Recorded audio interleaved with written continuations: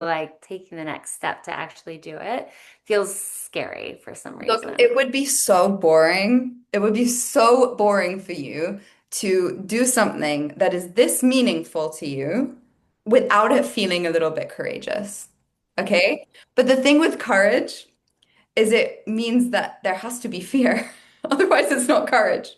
If there's no fear, if there's no insecurity, if there's no what ifs, it's not courage.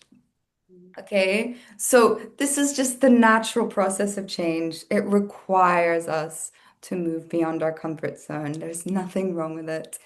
And look, someone in the chat, as Darren's already saying, I'd go to your classes. Offer your classes, okay? You are so prepared.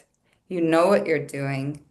You know what you're doing. The fact that you're interested in group work means that you have a very acute understanding that the work you want to offer and share with people is so far beyond you. It is not about you, right? It goes beyond yourself. So let it be in service to whatever it's about. Let Mm. your instinct, let your desire, let your creative impulse, let the work that you want to share, let it be about what it's really about, which is not about you. It's not about how people perceive you.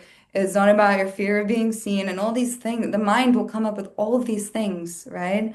Oh, but if I focus on my work, then no one will be okay and everyone's going to collapse and then I have to take care of them. Like, none of us on this planet are so important that the world will crumble if we take care of ourselves. That the world will crumble if we do something that actually is so aspirationally satisfying. A big part of growth is moving beyond just getting your physical needs met, which is very reasonable to everyone on the outside. Oh, I'm sick. I have to take a day off. Everyone's going to understand that. No one's going to argue. But if you say, I'm good, but I want to be better, you're going to get a whole bunch of people lining around the block who have never yet taken that step in their life, and they're going to give you all the reasons why you shouldn't do it.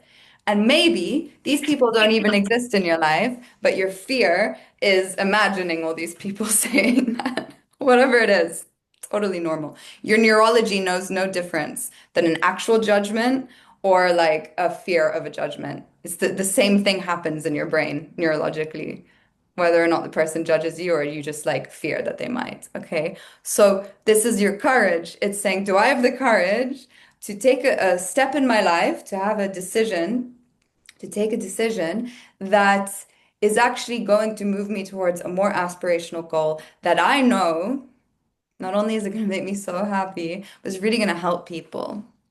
Mm.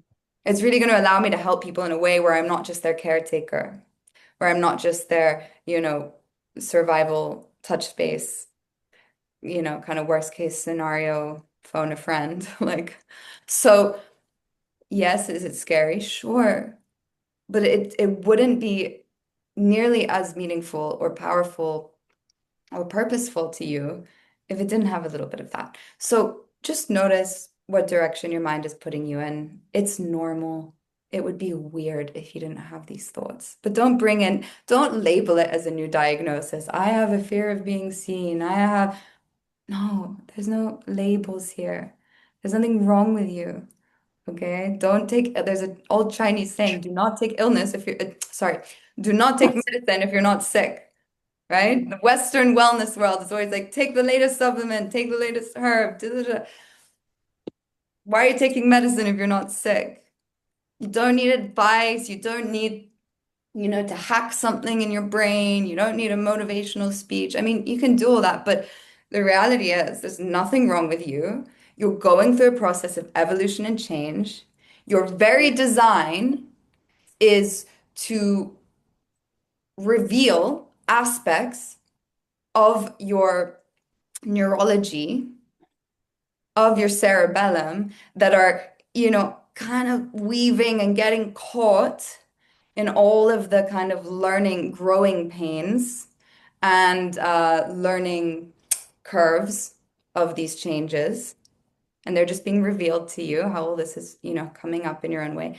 That is your design. So if you can keep your vision And I'm not speaking in philosophy. This is all the fields of the body and how they're so beautifully interconnected to show us our way out of all of our suffering.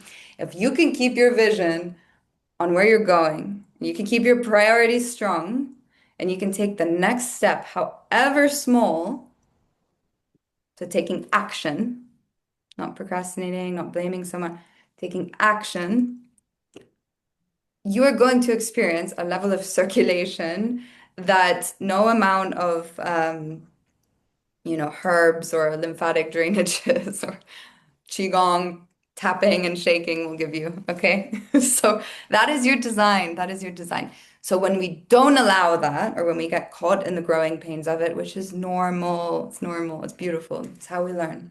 Then what happens is the energy can't go down in the body. And when the energy can't go down, we can't sleep.